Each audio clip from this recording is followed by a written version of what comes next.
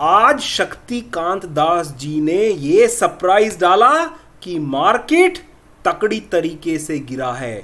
3% तक की गिरावट आई है स्टॉक मार्केट में सिर्फ 2 बजे के एक अनाउंसमेंट के चलते हुए। Surprise surprise surprise, 0.4 basis point का इंटरेस्ट रेट हाइक कर दिया है। आइए जरा पहले सबसे पहले खबर का विश्लेषण करते हैं। खबर आप आराम से पढ़ सकते हैं। मई 2 और 4 के बीच में आरबीआई गवर्नर शक्तिकांत जी ने यहां पर अनाउंस किया है, due to various reason including geopolitical tension, inflation, higher crude price, यहां पर इनको इंडियन इकोनॉमी पर इंपैक्ट आ रहा है, उसको रिड्यूस करने के लिए इन्होंने इंटरेस्ट रेट को 40.4 बेसिस पॉइंट के साथ इंक्रीज कर दिया है। 4.4 कर दिया है इमीडिएट इफेक्ट के साथ में। अब 3 मुख्य लर्निंग पॉइंट है। देखिए, इसको इस तरह समझिए, अगर मुझे ये अपने बच्चे को समझाना है कि इसका इंपैक्ट क्यों है, तो इसको समझाने की कोशिश करेंगे। 3 मुख्य पॉइंट से बताएंगे व्हाई इट वाज इंक्रीज। सबसे पहले समझिए, जब इन्फ्लेशन बढ़ जाती है, इसका मतलब है मार्केट में बहुत ज्यादा पैसा है जो सारी चीजों को अपने पास इकट्ठा करने की कोशिश कर रहा है। लोग बाग अपने पास अक्यूमुलेट कर रहे हैं, जिसको कहते हैं काला बाजारी। लोगों ने स्टॉक करके रखा हुआ है सामान, खाने का तेल, लोगों को रूह अफ़ज़ा नहीं मिल रहा है पीने में रमजान के टाइम पर, तो इसकी वजह से यहां पर उनके प्राइस बढ़ रहे हैं। उसको कंट्रोल करने के लिए, मार्केट से लिक्विडिटी कम करने के लिए इन्होंने इंटरेस्ट रेट इंक्रीज किया है। अब इसका इन्फ्लेशन पर इंपैक्ट क्या हुआ? ऐसा नहीं है कि जैसे आपने स्विच को ऑन कर दिया और ऑफ कर दिया, एकदम इंपैक्ट खत्म हो गया और आपका क्रूड प्राइस भी कम हो गया, आपकी इन्फ्लेशन भी कम हो गई, नींबू भी आपके 2 रुपए के मिलने लगे। ऐसा नहीं होगा इमीडिएटली। इसका इंपैक्ट आने के लिए कम से कम 3 महीने का समय लगता है। तो यह मत समझिए इन्फ्लेशन बहुत जल्दी खत्म हो जाएगी। क्या हम लेट हैं ऑलरेडी? जी हां, हमारे हिसाब से ये एक्शन पिछली मीटिंग में होना चाहिए था, जो कि ऑलमोस्ट 6 हफ्ते के डिले से आया है। तब इनके ऊपर इकोनॉमिक ग्रोथ का प्रेशर था, अब इकोनॉमिक ग्रोथ के साथ में इन्फ्लेशन का भी प्रेशर है, जिसकी वजह से इन्होंने इसको बढ़ाना पड़ा है। अब जब ऐसा होता है तो मनी बाहर क्यों जाता है स्टॉक मार्केट से? स्टॉक मार्केट गिरने का कारण सिंपल यही है कि मनी स्टॉक मार्केट से बाहर निकल रहा है। लोग बाग अब डर गए हैं। क्यों? क्योंकि निफ्टी 50 के अगर स्टॉक्स की बात करें तो उनकी पीई काफी हायर वैल्यूएशन पर चल रही है, और जो कोरोना की वजह से इंपैक्ट आया है वो रियल इकोनॉमी से डिफर कर रहा है, तो जिसकी वजह से लोग बाग थोड़ा कॉशन हो रहे हैं और अपना पैसा निकाल रहे हैं। मई 4 को स्टॉक मार्केट में लाठी लेकर भालू आया, छम छम छम। रिलायंस इंडस्ट्रीज का स्टॉक 3% से ज्यादा गिरा है। फ्यूचर ग्रुप के स्टॉक फिर से लोअर सर्किट में लगने लगे हैं, और अदानी ग्रुप के स्टॉक में जो हवा भरी हुई थी शायद अब निकलनी शुरू हो गई है। आइए चलकर विश्लेषण करते हैं। सबसे पहले अगर अदानी ग्रुप के स्टॉक्स की बात करें, सारे स्टॉक आज नेगेटिव हैं अदानी ग्रुप के। Adani port in fact top Nifty losers में है। 5.2% गिरकर कारोबार किया है अदानी पोर्ट ने। महज 5 स्टॉक बढ़ पाए हैं, जिसमें से अगर ओएनजीसी और ब्रिटानिया को निकाल दिया जाए और पावर ग्रिड को, तो कोई भी 1% से ज़्यादा नहीं बढ़ पाया। 45 स्टॉक गिरे हैं यहाँ पर। निफ्टी बंद होते होते 16,677 पर जाकर बंद हुआ है यहाँ पर। अगर हम अदानी ग्रुप की बात करें, अदानी पावर 12 बजे के बाद से कंटिन्यूअसली लोअर सर्किट है, कोई खरीदार नहीं है। 266 के भाव में 300 तक चला गया था भाव इसका। अदानी ग्रीन को देखें, 5.6% गिरा हुआ है।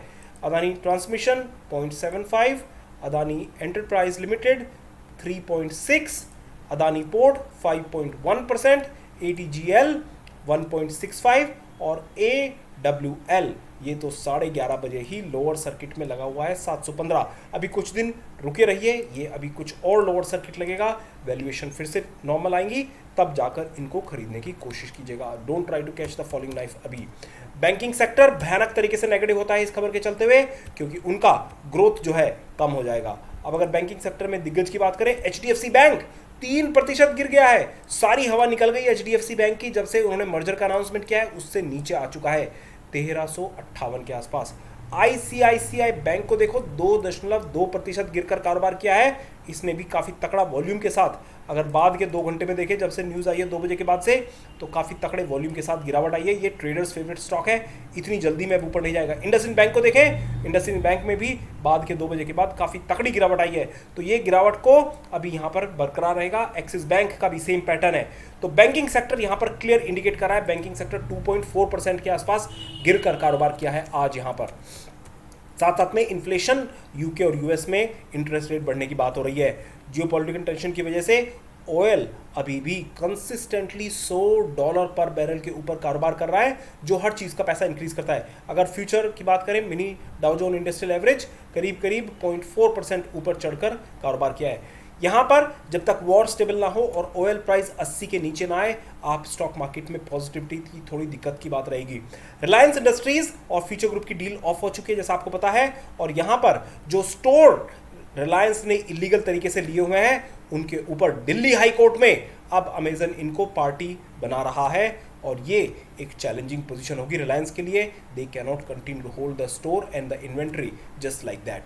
Lenders want store back, Reliance में प्ले कोड गेम। जैसे अमेजन यहाँ पर 2.5 साल से अपना डिले गेम खेल रहा था, अब रिलायंस की बारी है, रिलायंस अपना डिले गेम खेलेगा।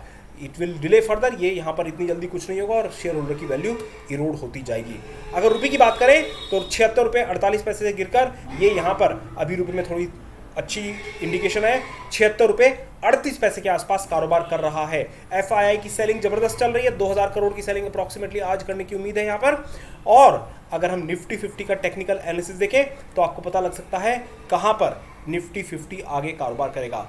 अगर निफ्टी हम 5 मिनट के कैंडलस्टिक चार्ट पर देखें तो देखिए, जैसे ही यहाँ पर इन्होंने बताया इंटरेस्ट रेट के लिए, तो 16,950 से गिरकर 16,695 के आसपास जाकर बंद हुआ है। 1.5 घंटे के अंदर में सारा मामला रफा दफा हो गया यहाँ से।